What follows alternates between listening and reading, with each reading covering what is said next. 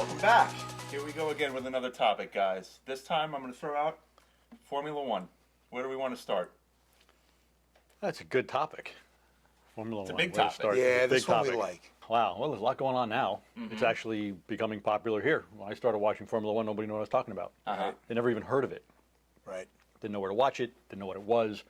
All they knew was IndyCar or NASCAR. Right. And yet, at the same time, in Europe, it was the biggest thing there was. I think a lot of people attribute that to, in the United States, to the Netflix series. Would you agree? Have you guys seen that show? I haven't actually, but I hear a lot of people talking about it. So it It's seems kind of pretty fantastic. clear, and that's why I haven't watched it. Because if I watch it, I will continue watching it, and I don't have time to get hooked on yet another thing. Right. Okay. Really, for me, Formula One started because of the Andretti family and then Jackie Stewart. And when Jackie Stewart kind of retired and then went into broadcasting, Yeah. that's where I got into it with the Formula One. Because remember, Andretti was the only real crossover.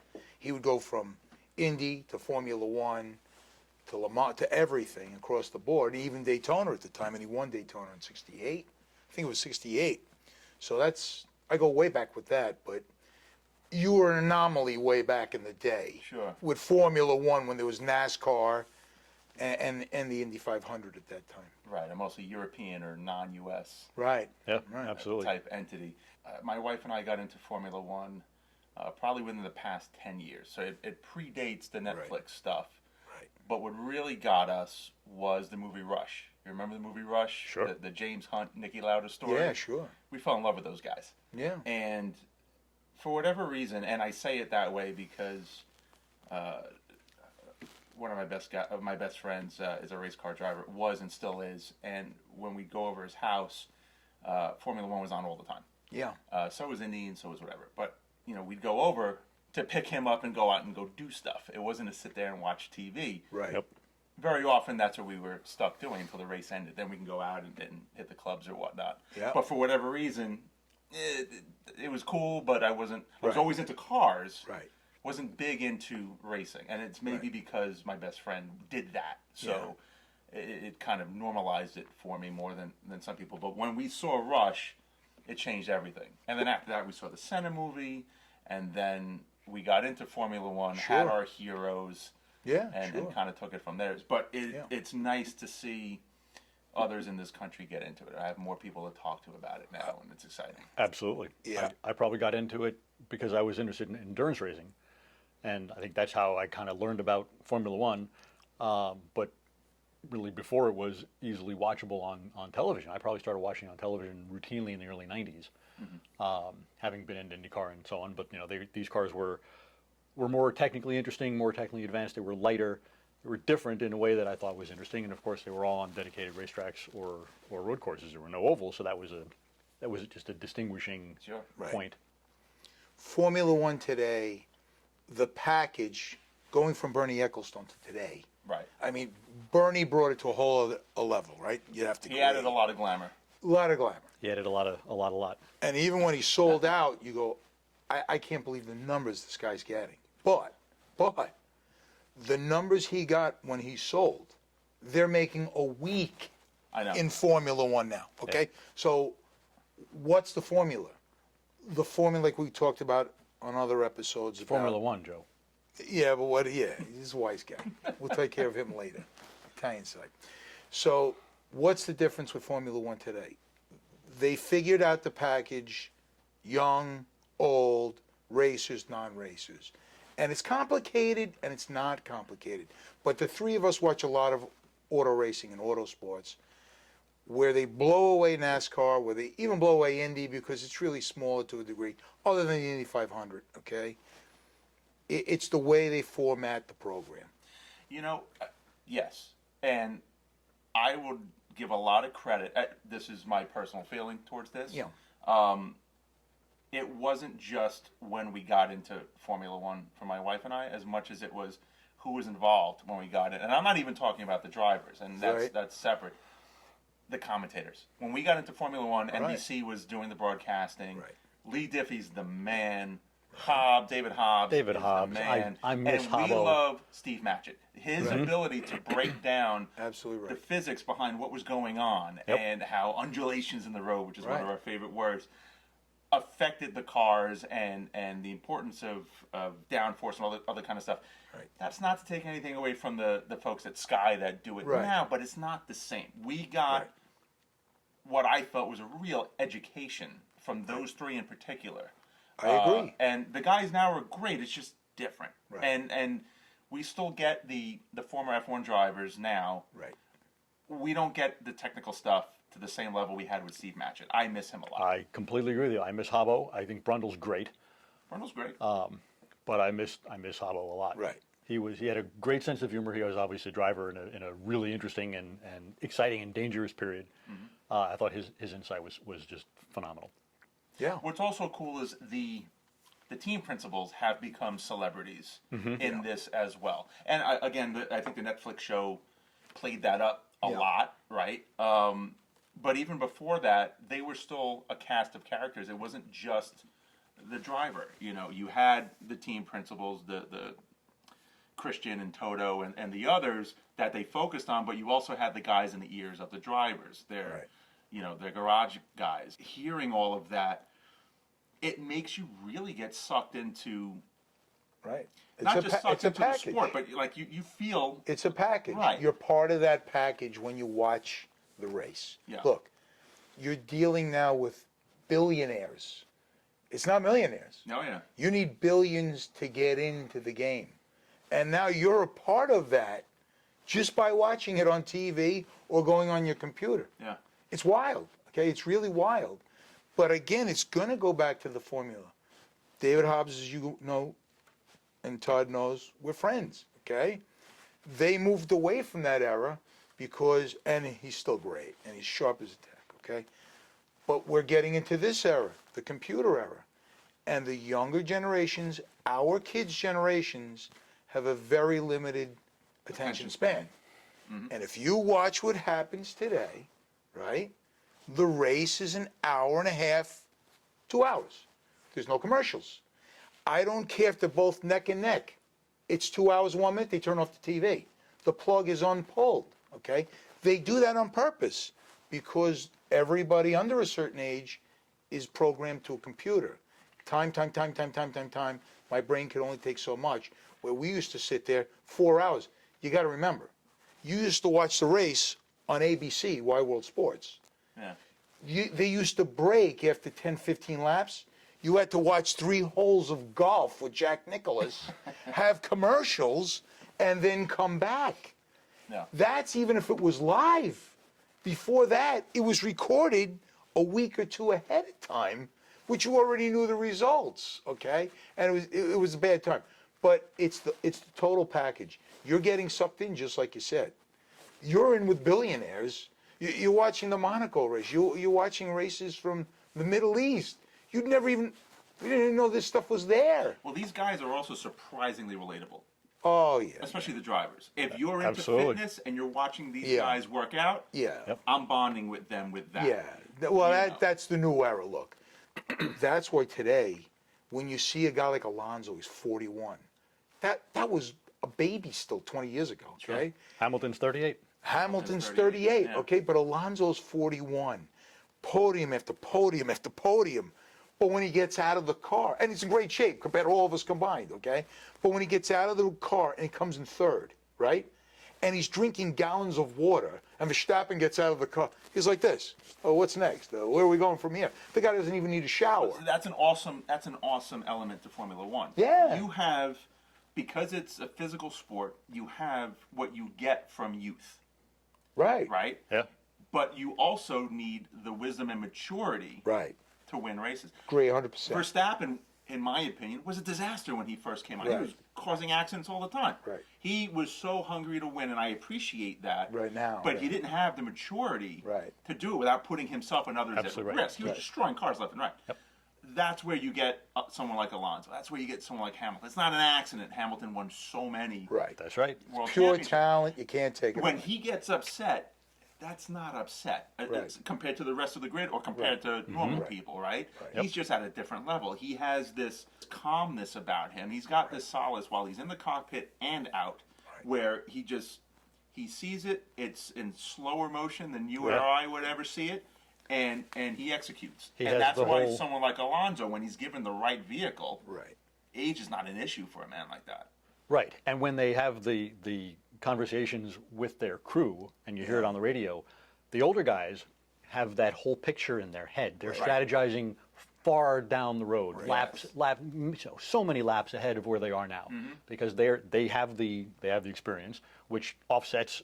When you're 41, you can't be as raw quick as you used to be, but that's offset by the experience and the strategy and the whole cerebral analysis of the entire picture, because they're looking long term. Right. Yeah. If you look at the race Verstappen won like 3-4 weeks ago, where he was in 8th or something because something happened, I forget which race it was, and they're coaching him along, and they're talking about an 1/8 of a second per lap, and he was out there with what, 48 laps or something with one set of tires, but they were timing per every car an 1/8 of a lap with the tire wear. You can't even figure this out, and you just follow along. It's like people going to the moon. Just take it for granted. Whatever they're doing, it's got to be what they know what they're doing. Well, years ago, I think it was Lee Diffie that said, just open up the calculator app on your phone, the timer app on your phone, and try to stop it at 1/10 of a second. Right. So you can understand how a grid of 20 are separated by 1/10 and a half. And all of a sudden, the guy in 20th is a garbage driver. Right. It's crazy. And the qualifying laps, there'll be 200ths of a second between somebody, or 3,000ths of a second between third and fourth, or whatever it might be. So clearly, these guys are getting absolutely everything they are getting every ounce of performance out of the cars that they can. Lap after lap after lap, kind of consistency is absolutely astounding. Yeah. I wonder how much, like we talk about the older drivers don't have the same raw speed as the younger drivers. I wonder how much, and this is a phrase I used in our last episode. Or at least as they did when they were younger. Right. Sure, yes.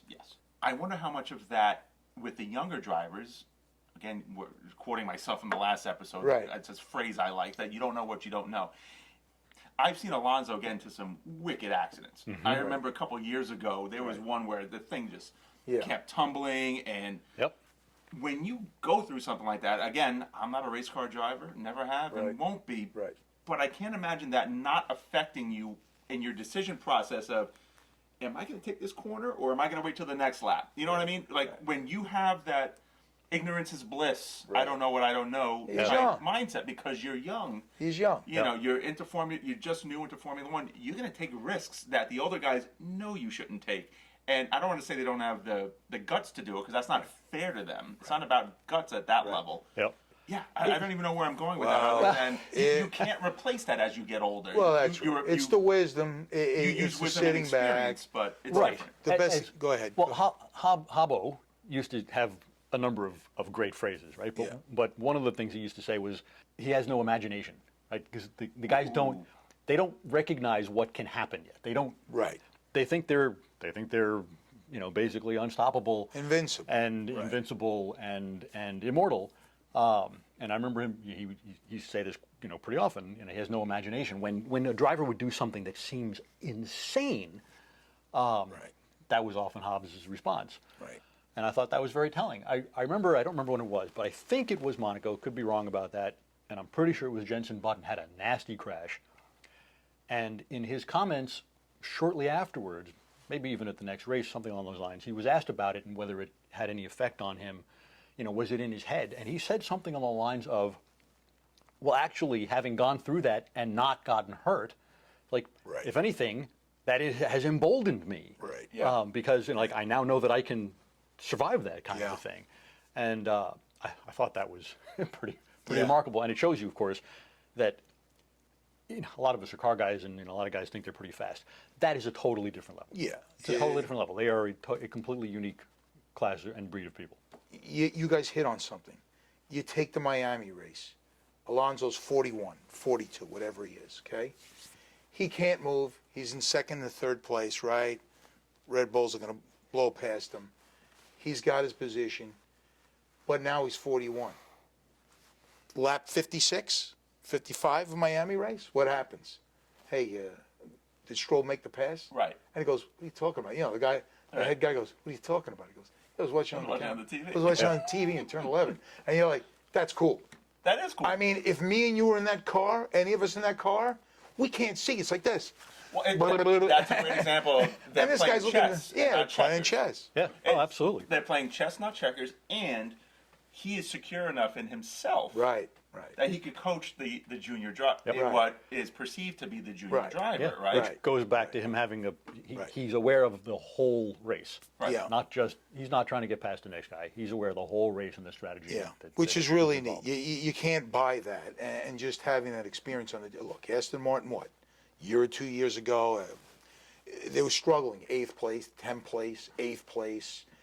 He's brought a lot to the team. Obviously, they tied in now with other components other than Aston Martin, but And I'd like to It's think just- Vettel helped during his tenure there. Oh, too. yeah, I yeah, think he helped, He but- brought wisdom to the team and helped elevate them. You know? but I now agree. we've been on the podium what, 6 out of 8 times? 6 Yeah. out of 8? I think it's 6 out of 8 at That this sounds point. right. Yeah, 6 out of Sounds 8. right at to this me. Something like that, yeah. And it's just, look, Ferrari has it all. Ferrari has the money, Ferrari has the teams.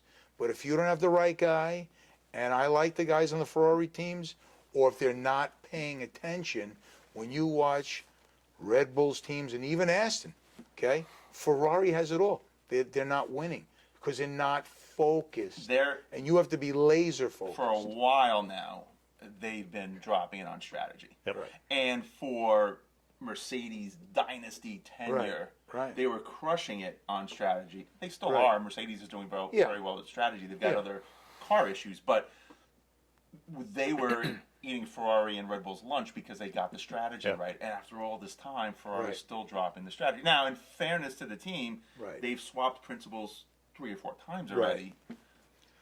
But when you're watching is- terrible Maybe that's partly why. Yeah. If a guy comes in, a new guy, and he doesn't win, they throw him out. Maybe they Right. need to let somebody yeah. I mean, stay whenever on you it bring for a little someone while. in, yeah, they have to. There's a learning You, curve. you got to give It them 2, has 3 to years. stew a little bit. But the problem is, you got to win now. We need results now, I and think now Ferrari's a different culture Yeah. than everybody else. and they are. And that's why they're the number 1 sports car around the world, and that's why there's a 7-year waiting list. They demand certain things, but there's a downfall with today's Formula One. It doesn't You always have work. right. It doesn't always, and there's cameras everywhere. There's microphones everywhere. Everybody knows what everybody's doing everywhere, Yeah. and it's split-second decision. You screwed up once, all over. You're gone. Look, it was whatever race last year, and Leclerc was winning. Something happened, and he said, "Come in for tires." What do you mean, come in for tires? I was just passing the car on the outside, and I just passed the pit. Oh, I didn't see that. You didn't see that? He's making a pass on the outside. Yeah. It was a great pass, and you want the guy to hit the brakes and come in for tires. They just passed the pits. 15. They've thrown away some good seconds. races, Bob. Terrible, Poor terrible. strategy. And listen to me. That's the whole Italian thing. You can't wing it anymore. You can't wing it like I wing it. You got to be very focused like a It's a computer. science. It's a science now. It's a complete science with the cars. Yeah, it's a science, but there's still that whole art element, right? And the driver is still bringing the science and the art. Mm-hmm. And one of the things that you see from time to time, I think, about the strategy and the science and the calculations and so on, with all the computing power and the ideal strategy for tire stops and whatever else. Sometimes the team will tell the driver to come in, and the driver says, "I don't want to." Right. Well, we're seeing these these readings on your tires, and it's showing your tires are, 93% shot Right. or whatever it is. And driver says, "Nope, they feel fine to me." It's interesting to watch. Sometimes the driver turns out to be right? He can stay out there longer, do a lot more laps. Right. And sometimes he makes the wrong call. But it's interesting when the driver argues with the team, and it doesn't go right when the driver listens to the team. But it's kind of cool when the driver disagrees with the team, tells the team he's going to stay out there because the tires feel good, and he proves himself to be right. Yeah, it's a gut decision compared to what the computer's saying. Right. So you And still that's have pretty that. cool. You still have the art of the driver Right. feeling the car that Right. the computers can give you a lot of insight into, but they can't tell you Right. everything. Right. Well, you have, it's funny, you have both sides of that. You have when Danny Ricciardo lost Monaco because of being called in at the last minute. I think they botched up the pit. Yep. He eventually won, afterwards. Yeah. But he lost that race. And of all the races to lose, Yeah. He was driving a great race. The team screwed up. Then you have the other side where I'm losing track how many years ago this was, but during the battle between Nico Rosberg and Lewis Hamilton, right? Yeah. There was an incident there where Lewis was backing up Nico, and the team's telling me, dude, you got to go faster. Right. You know, you're slowing him in order to put him in jeopardy. Right. You know, and I don't know how I feel about that. Like, part of me wants to say, guys, it's a team sport, right? Yeah. It doesn't matter. It does matter if the driver wins, but when the driver wins, he's not the only winner. It's everyone in the garage and everyone back at the factory, right? Right. So be a team player. However, I also get it where you're crushing it and you're controlling your race Right. and you're doing what's best for you. He was doing that on purpose because if Nico had heat on his neck, Right. Lewis was going to be okay and could manage his tires. Right. Right, and they're And still. that's a great dynamic of Formula One. It is, and they were still 1-2, right? So They were from still a, 1-2. from Right. a team perspective, the team result was going to be the same, whether it was Lewis, Right. was Lewis Rosberg or Rosberg Right. Lewis. Well, that was the team's concern, right? Right. If you keep putting Nico in danger, we may lose the 1-2 Right. just because you don't want him to fight you. Right. So, Right, so there's backing him up, but how far do you go? Right. yeah. And that's been going on. That's been going on though for a while. Look. Absolutely. And sometimes it's obvious and sometimes it's not. Yeah. Did now. you really now- do that? Yeah. Nowadays, you hear it all. So it's team orders. Look. Yeah. When Rubens backed off, this is what killed Formula One in 2001, 2002 with Indy, right? Yeah. Rubens was winning the race, and they were just literally screaming over the amplifier, pull over, Schumacher has to win the race. Remember that? And we're in Indiana. It's a different crowd in Indiana than in Monaco. I love everybody in Indiana. I go the last 30 years. But they were literally booing and throwing food, and everything collapsed after that race for a good 10, 15 years because it felt like it was rigged or it was like professional wrestling. Now, we get it. Yeah. There's a reason why we're doing this. Right. Points, billions of dollars, and the franchise, we get that. But nobody wants to see, hey, I'm purposely, he literally stopped. Right. Rubens Barrichello was a fantastic driver. Right. Yeah, and the public hates team orders, which makes good sense. And it goes back wanna see since the them race. beginning of time. But nowadays, you got to take it a different way. Habbo would bring that up all the time. Brundle would bring it up. Look, it's such a big business today, okay, that it's a part of the deal now, okay? Unless there's something crazy, you know, that you're wrecking somebody else on purpose, that's hands off. But if That's a it's different team orders, we know why we have to go down this road today. And you know what? Even with the team orders, you have to admit it does add a level of drama. Right. does. Like, I And love Because you have to think it all out, the even that. The Spanish GP a few years ago, right off the line, Right. Lewis and Nico. Right. Right. They touch, they both go off. Lewis Absolutely. throws his steering wheel out of the car. Right. You're like, oh my God, that sucked for Petronas, Right. which I'm a huge fan of. I didn't want to see that loss. Yep, me But either. at the same time, the two of them, Yeah. they were friends, but there was bad blood at the same time. It just Right. played up the theater of Formula One. Well, certainly there did. you go again. Look, that's why Formula One's great. It's a package. It's a package within 2 hours. That's it. There's no commercials. There's no politics. You don't get I the think there's commercial. plenty of politics. No. Different no. kind We're talking governmental different politics. kind of Right. politics. If you watch NASCAR and they want to know why the ratings are below zero, and I've been watching NASCAR since 5 years old. Okay, and Motion Performance was on Long Island. You used to see cars that you bought it on Monday, racing on Sunday. Okay, there's a different era. Okay, but when there's no commercials, you have this hour-and-a-half package. It's focused. It's the race. It's the whole drama of everything going on.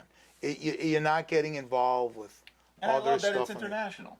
Oh, You well, see- that's Me too. amazing. You see There's no different borders. There's no stuff. borders. Yep. There's no border there's no lines around the borders, world. But the different cultures are pretty cool. Like, we Oh, love yeah. when they go to Sakura, and you're seeing Oh, the yeah. Japanese fans with Oh, the yeah. helmets on, Yeah. with the functional DRS wings on Yep. there. Right. It's adorable. Right. Yep. And it makes you really excited to see this and where are they going to go next. I love how Singapore's done at night with all the lights and it's 1,000 degrees during the daytime. Yeah. Or Abu Dhabi, right? Abu It's Dhabi's just cool. wild. And for years they said it was international, but there was no race in the U.S. There really wasn't which any. kind of impacted the Right. notion There's a that it was asterisk truly at the end of that. international. Now that's And, remedied. and now what's great with the look, what's great with the U.S., but they got to keep it on this pattern. Okay, we were talking about this before we started this. We have now 3 races in the United States, correct? Yep. 3 races, and probably something the way Penske's going, something's going to go back there. Penske's put in billions into the track. Okay. I see young people never talk about NASCAR. Really, don't talk about Indy other than the Indy 500 with the whole league. They love the Formula One because of this package. It's an hour and a half, 2 hours, boom, boom, boom, boom. But, which if we want to talk about it, they've got to be careful and not blow it. Okay. The first year bleacher tickets at Miami were $450. 1 year later, this year. Okay. Now we're talking about young married couples or whatever. They're in their 20s and 30s. Okay, they're on a budget.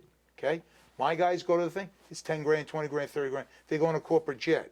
These people are either driving in a camper or they're taking the budget flight. Okay, but now tickets went in bleacher seats. Bleacher seats in Miami that you see, that's all you see. 1/8 of a corner. Okay. They're now up to $950 a ticket. What are you getting at? You And want to that's- see They're them getting a change little that? too greedy. And that's just for the race, not for the weekend. No, that's just the ticket in the bleacher seat. Forget about it. Then you have to get the hotel rooms if you want the pit passes. And then you have to get either plane tickets, drive down, fly, whatever you're going to do. If you're young, there's no way you're under $4,000 or $5,000 at any of those 3 events. The cheapest possible package. So let's play devil's advocate. Go ahead. I agree.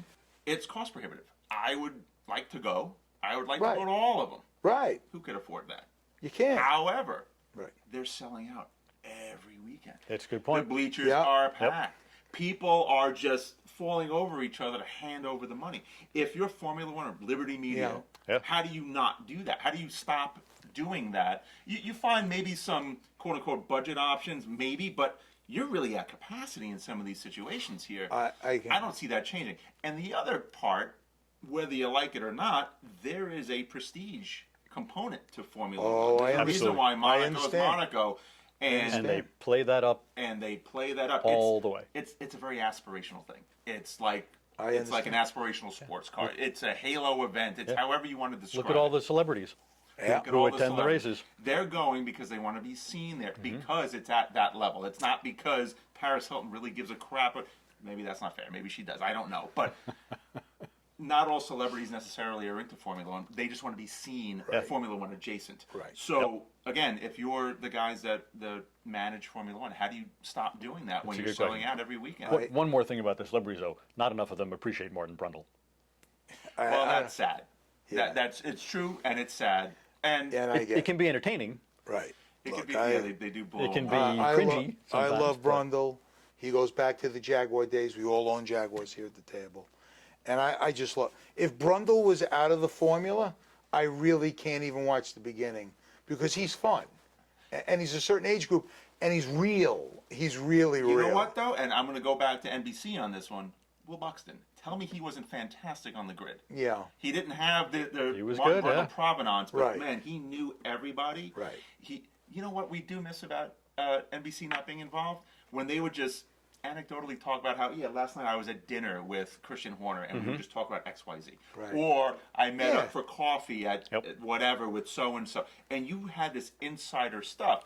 Do the people at Sky do it? You know what? I bet you they probably do, but it never makes the air. Yeah. Right. And it's that insider, that inside baseball that it's just really cool and it really hooks you. I miss that.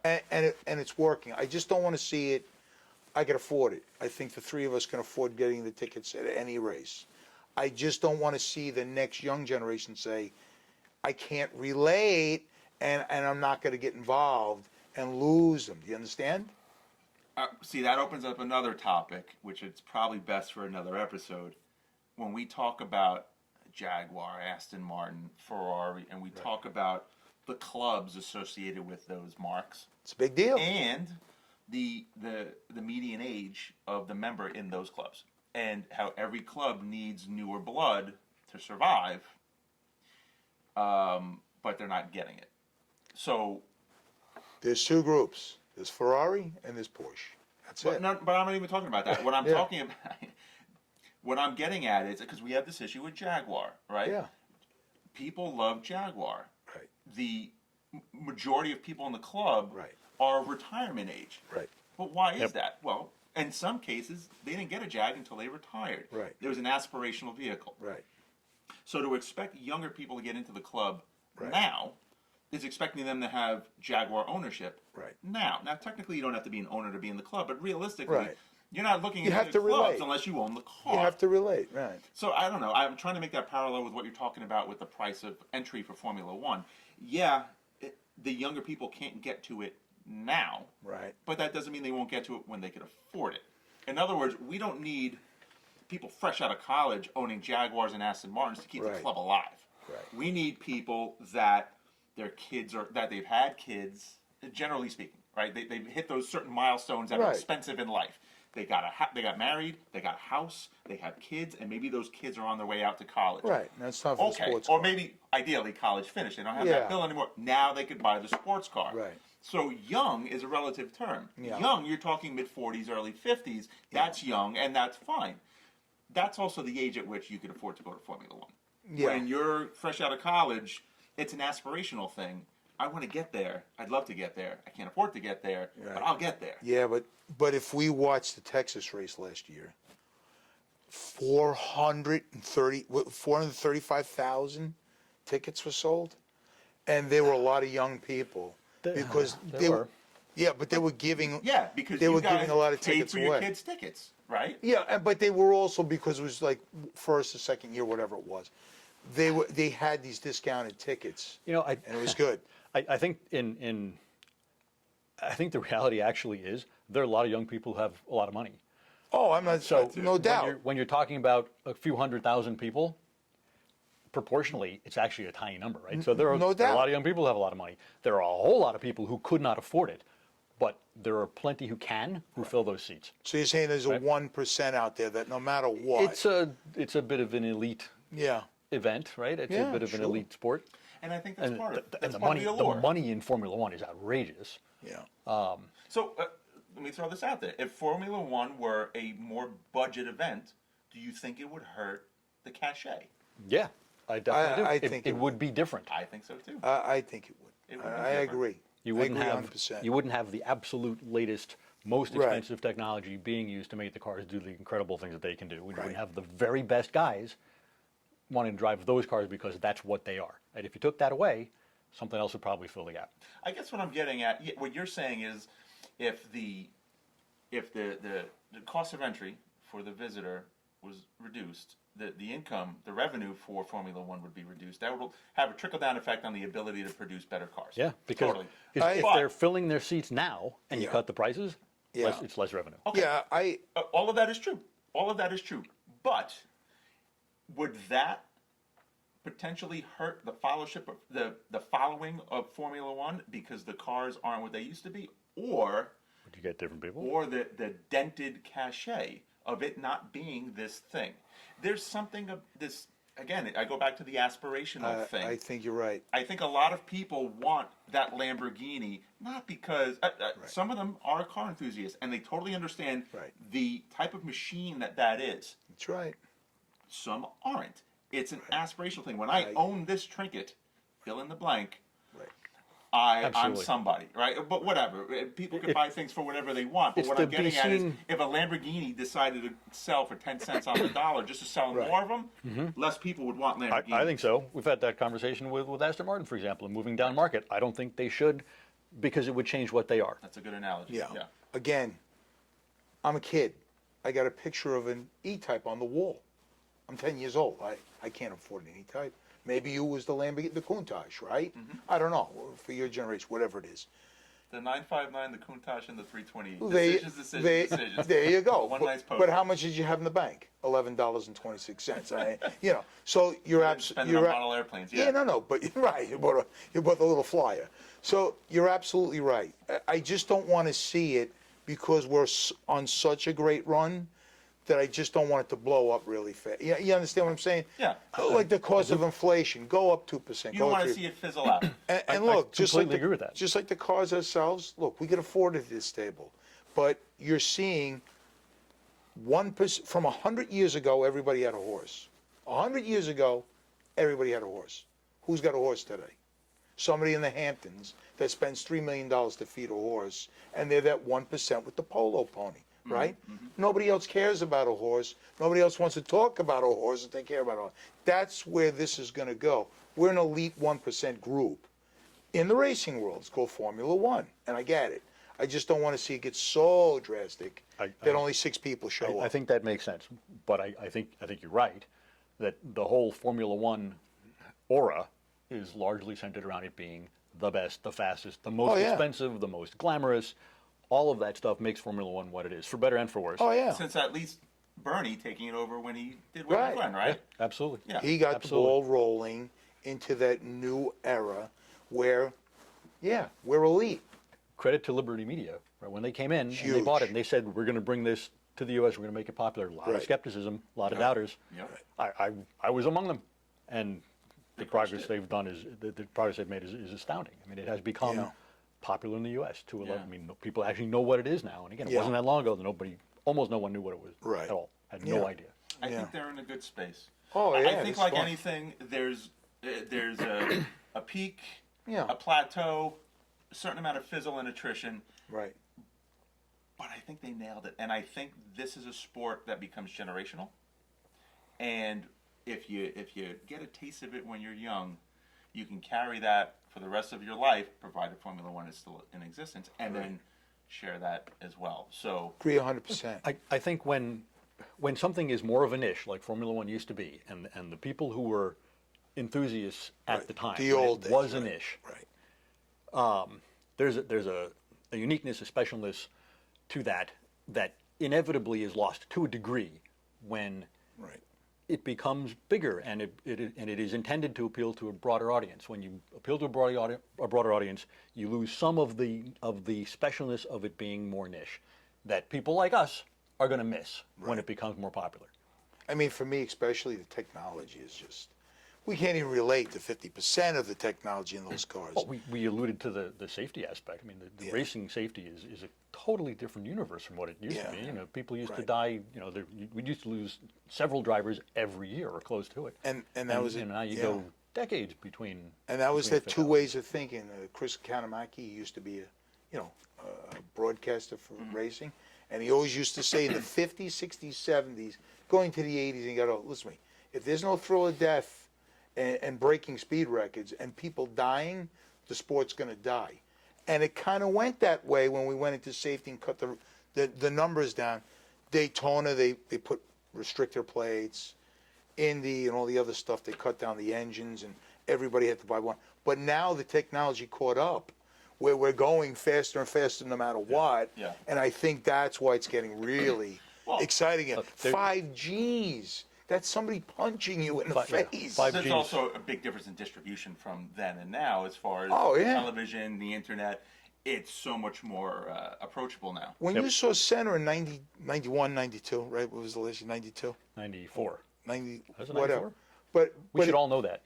But think it was 93, 94. but whatever year that was, I think it was is the 94. same year when Little Al won the Indy 500, okay? And I was just watching the highlights the other day.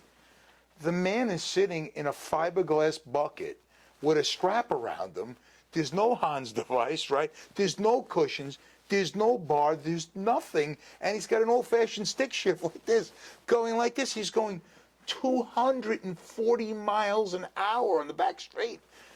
And they're not even doing that today still at Indy because, it's taking, but they're in a cocoon that literally you could drop from 5 stories and the guy would walk out of the car like this because of the technology, and But it's a lot of that is we can understand retrospectively. Right. We didn't know about the need of a No, you didn't know then. device until we needed one. Until when you lost until people he like died. Bernard, right? right until they died.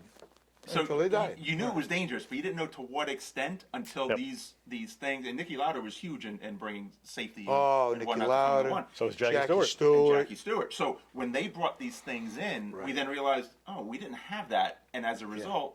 That guy died. This guy got hurt. Oh, yeah. That guy died. Yeah. We were losing people in the stands. I mean, it's terrible. Having said that, I will say that if you go to a vintage race and you look at like a 60s Formula One Lotus, Oh yeah. and you know the pedals are this close Right. to the little teeny tiny tube Right. that is the front of the car. That's where your feet are. There's this much space in front of you, and the tube is that big. Yep. They knew it was dangerous. I mean, they talked about it all the time. Nonetheless, we've learned an unbelievable amount, and it's nothing like the danger. There's nowhere near the danger that used to be, but it is still dangerous, and unfortunately, every once in a while, we are still reminded of that. But it's also it's not just the cars, it's the tracks. Right? The tracks are infinitely Yeah. safer than it used to be. You used to go off track, you ended up in the trees. You know, now you've got Right. energy absorbing guardrails Walls and so on. and all that. Yeah. It's a different world, but they're still going 200 plus miles an hour, and the risk is Yeah. there's still real risk. Yeah. There's still tremendous risk, but it's nothing like what it used to be. Right.